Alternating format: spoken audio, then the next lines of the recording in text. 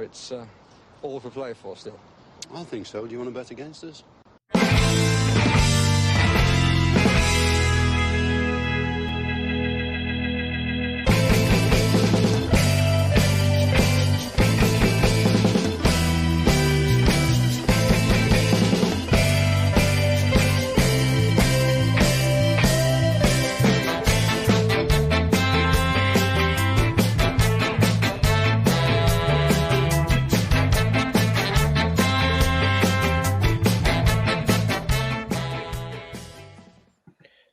Hi, villains, and welcome to For the Love of Paul McGrath podcast. I don't have a microphone with me, so first things first, I'm going to apologise for maybe poor audio quality from my side on this one.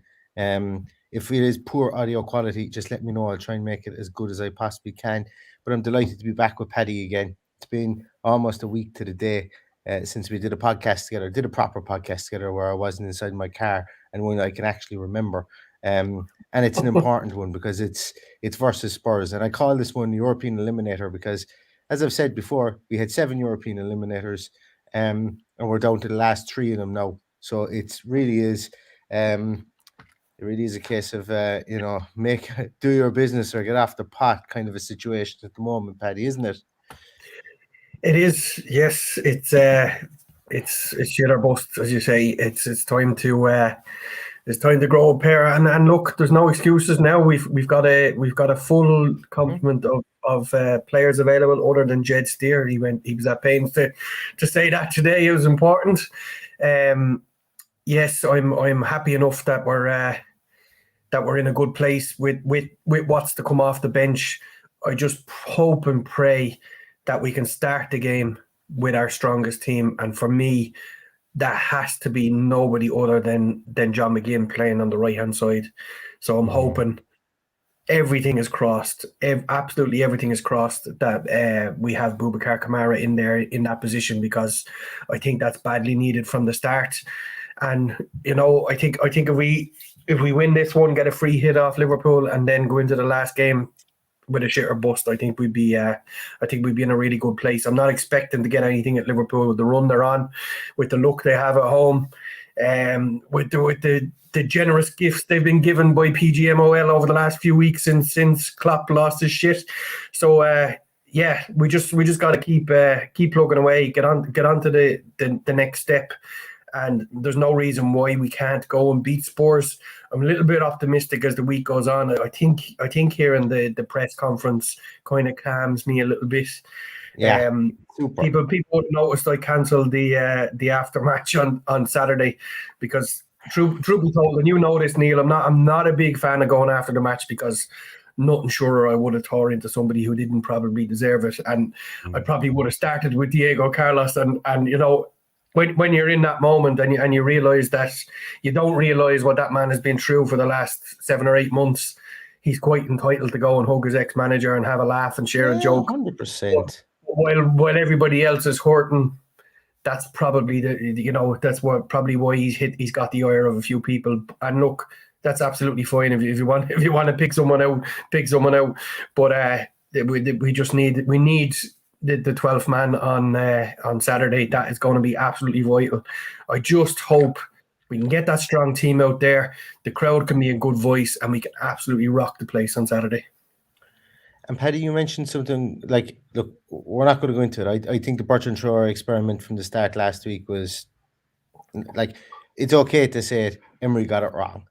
Got Traore starting wrong, and he probably got the well, no, he didn't probably get the substitution. He got the substitution of bringing Bailey on, and in a like for like that didn't go to plan either. I think, and that's fine. And I'm not. We're not relitigating this. This isn't a Wolves post game. That's gone. No. The reason I'm bringing this up is I don't think he got it wrong. I think he played the hand that he had, and I just think it didn't work. Maybe so. I don't think either of those players worked in that withdrawn position. He probably, if he did do something wrong, he probably should have tried Buendia there as opposed to the 2 guys who played either half, because they were virtually non-existent for me. And the reason I brought it up wasn't to kind of relitigate. The reason I brought it up was that you mentioned John McGinn being on the right-hand side here, and something that I suppose when we saw the way that we finished with Diego Carlos at centre-half, and look, once again, this is me just throwing out a potential and a permutation here, is that maybe we might see Tyrone Mings, Diego Carlos, and Ezri Konsa in that all in that back line.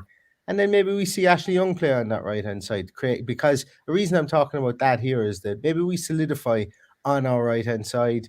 It's been an area where we've been attacked an awful lot in the last couple of games. It's been an area where teams have looked to get at Ashley Young at right back. Maybe we put him in front of an Ezri Konsa there. It stops the like of a Kulusevski or Son in moving left or right and swapping sides and having a crack down there. But also what it does is it allows us then to maybe push a John McGinn up into that number 10 role. And if we need to withdraw him again, so let's say we get that early goal, we need to withdraw him again. We've all been talking about the potential of John McGinn playing in that number 10 role. He's spoken about himself playing up top as well. I'm saying it's probably about a 10% chance that we go something like that, but it's not beyond the realms of possibility that at some stage in the game we might see something like that at the weekend. And I kind of quite like it. I think it sounds balanced on paper, I think. Yeah, look, there's lots of things he could come up with. I just hope it's not what he did against Wolves at the weekend. Yeah. If he's going to play Bertie or he's going to play Bailey, it has to be off Watkins. I feel otherwise they're not going to affect the game at all. I thought the two of them were just non-existent from start to finish. It was almost like I don't want to go in any more on them because I don't feel that's their strongest position. So. No. That's fair enough that he chose to play that, but I don't see him do it again this weekend. And as you say, if it's not Kamara who's in that 6 and he needs to shuffle the pack, maybe he can do that with Ashley Young. Yeah, and Kamara I think is going to be a shoe-in if he's 90% fit. Even he's going to be a shoe-in there. Yeah, I think we see changes. I'm still not beyond. I still think it's not beyond the possibility that we see Buendia maybe take a break. Very, very productive or very creative, should I say, at the weekend. Our most creative player still, as I say, it's quite okay to be happy with the performances he puts in and still say that he loses the ball more than we would like. But as I say, I think he starts. There's we've got a full deck to shuffle from, as you said, Paddy. Full deck to shuffle from. Yeah. But do you know what the bad side about it as well is? So do fucking Spurs. Spurs have a full deck to shuffle from as well, and more or less. The one positive they had of last weekend was dropping Dyer for Longley, and Longley is now a risk, or he's a doubt for the weekend. So I'm hoping that will happen. He has a shoulder injury, and that's why he came off very late on in that game. So I'm hoping he doesn't make it, because I think that's their weak spot. If we have Dyer in there as opposed to Longley, I think that's where we're going to hurt them. So. Fingers crossed. Also, Ollie Skip. Look, I know every single team loves a homegrown player. They absolutely do. And Ollie Skip played at Norwich. I don't know, was it last year or 2 years ago? And was outstanding in the Championship when he played with Norwich. But he's definitely somebody we can get at in the middle of that field. He is. And look, it could be Sarah or Basuma in there as well, who are both fit as well. So, look, we'll cross that bridge when we come to it and we see the team sheet. I don't think we can read too much into what he played last weekend. But look, there's plenty. He's played a lot in a row now. He's played a lot of games in a row, but Skip has played a lot of games in a row. Yeah, he obviously likes him. So, what do they call him? Ryan Mates on? Is that what they call him? Mates on? Ryan Mates on? I never saw. I like Mason. I like Ryan Mason. As in, look, his story is fantastic, and I think he speaks pretty okay as well. But yeah, I don't. He's obviously not going to be full-time Spurs manager anytime soon. And if Nagelsmann comes in, they're going to have to find a role for him, or else let him go. More or less the same thing that they did to Tim Sherwood. Tim Sherwood was at the club for donkey's years afterwards coaching. He was at 4 or 5 years or whatever like that. He was seen as a pretty respectable coach at the level he was coaching at. They gave him the gig. Then they bring somebody in who wants to get rid of him and ends up with us. So I don't think Ryan Mason will be managing us anytime soon. Or if he is, well, then it's a massive feeling. I've never forgiven him for getting Benteke sent off when he rubbed his beard. So I'd like to repay him in kind at the weekend with a good old fashioned spanking Aston Villa side like we did against. I hope for a performance similar to what we had against Newcastle. So that's what's keeping me motivated for the weekend, because a little bit flat after the weekend. I'm not gonna lie, I was a little bit deflated. Not with the performance as such. It's just we had the chances to go and beat Wolves. We didn't take them, and it hurt me a little bit. it would have been an absolutely hilarious post-match show, Paddy, because you would have been down in the dumps and nothing would have been able to take the fucking smile off my face. I would have got the Diego Carlos treatment. So that would have been an interesting podcast. You're having a great week. You're on top of the world, and I'm totally deflated because Villa lost to Wolves, and then Sampdoria got relegated on Monday night to really piss me off altogether. So, although Paddy, my luck changed last night with my beloved AC Milan. My luck changed last night. Your luck ran out eventually. Luck ran out, exactly. Yeah, as well. Going to come to some of your comments there, everybody. First, and then we might circle back, and there's one or two players I want to talk about on the Spurs team specifically. I know that we've got one or two Spurs guys in the comments here as well. So I think Spurs Live are in here. If you guys want to hold on for a while, I wouldn't mind getting your comments in here as well. Thanks a million for watching too. But first of all, Matt Hanlon, thank you so much. Point for podcasters. Congratulations on the little one. Looks like Spurs all healthy. So fingers crossed we bring our good boots. I agree because, as I say, somebody who looked like me and who did a podcast that I don't even remember doing on Saturday due to lack of sleep, said that if we lost to Wolves, that was it for Europe. And it's very unlike me to be that definite with regards to something that is still mathematically possible. So I want to retract that statement. I don't think we were expecting the spanking that Everton gave. That's Brighton up in the evening as well, and that changed everything. That did, yeah, absolutely. And I put up the Ted Lasso. Believe if Villa get into Europe, I might just shave in the Ted Lasso tash for a while and see how that goes. And I might just turn into the Villa version of Ted Lasso for a while. I think that'll be a bit of crack. AVFC Stato. The last time you were talking about messing with your beard, we lost Sean Teal coming on the podcast. Yeah. Jesus, yeah. There's a story behind that, and we might have an opportunity to tell everybody about that soon. But there is a story behind Sean Teal coming on the podcast and my beard, and it never transpired. Thanks very much, Stato. Across the last 3 seasons, only 5 players have more goal contributions in the Premier League than Ollie Watkins, and that is Harry Kane, Mo Salah, Young Sin, Kevin De Bruyne, Bruno Fernandes, and Ollie Watkins. And I think I've heard of the 4 guys before ahead of him. I think somehow I've heard of them. They seem to be pretty good at the game of football. And Stato says, following their 2-0 win at Tottenham Hotspur Stadium in January, Aston Villa are looking to complete their first league double over Spurs since 95-96. Before we get into that, Spurs Live, if you guys are there, they have to be selling the naming rights to that stadium soon. Like the Tottenham Hotspur Stadium, it's never sounded quite right. I know we've got Villa Park, which isn't the most original name in the world, but the Tottenham Hotspur Stadium, it's a bit, I don't know, it feels like a bit of a mouthful to me, but I can't imagine them not selling the naming rights to it in the near future. I think it was named that way, so it would have the naming rights the same way the Aviva Stadium was the Dublin Arena. The Dublin Arena. Blech, Jesus Christ. It's Lansdowne Road to me. Tottenham have won their last 7 Premier League away games against Aston Villa, scoring at least 2 goals each time. Don't like the sound of that one. And Spurs have conceded 35 away league goals this season, including 19 in their last 6 outings. And Spurs last shipped more on the road in a league campaign in 2000 and 2001. So there does give us a small bit of hope. But what doesn't give me a small bit of hope is some of the players we will talk about in a moment's time. Kevin Hunter says, you lads must be on a late flight to Seattle tomorrow then. Neil, it's very unprofessional because obviously with the week you've had, I haven't discussed this with you, but Kevin is actually coming on the team sheet tantrum on Saturday. I was just about to say, Kevin, will you come on the team sheet tantrum?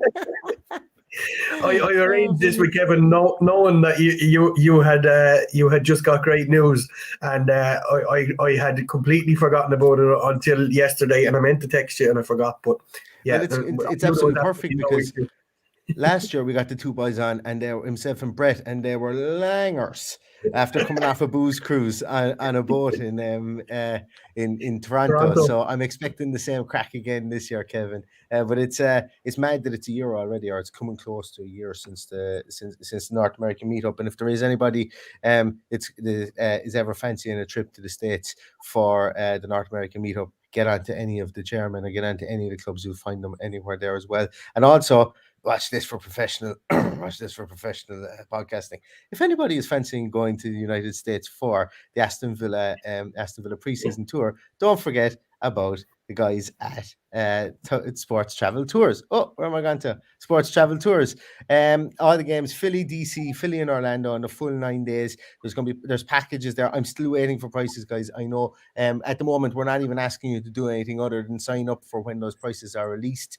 And the link is there. And as I say, Andrew is collating the information there at the moment for those games. So Sports Travel Tours at All Protected as well. And we do have that to look forward to in the summer also. Can't get this off. There we go. Perfect. So some more comments there. There's one or two other comments there as well. I'll get back to you guys there on the comments in a moment. But I want to chat to you, Paddy, as well about one man in particular for Spurs who I think it's fair to say had a horrible debut. I think he was hooked at halftime. I can't remember the sequence of events that happened, but if I remember rightly, I think he might have scored an own goal and he might have got skinned for another one. But big money signing in January, Pedro Porro is their right wing back, and I think since that game, it's fair to say he's taken to English football, and he looks like a man who can deliver a wicked cross, and somebody we're definitely going to have to be aware of, I think, at the weekend. Yeah. I remember the game. I can't remember who it was against, all right, but he just seemed to be running with lead in his boots that day. He just had a stinker, but he's been absolutely fantastic. I watched him last weekend, and I realised that he's been bought to feed Harry Kane without a shadow of a doubt. He was absolutely brilliant, I thought, at the weekend. So he is one fear of many, because we know that Kane can do awful damage, as he has done in the past, has done Heung-min Son, who hasn't had the best of times, but up pops Aston Villa when you're not having the best of times, just to let you run amok.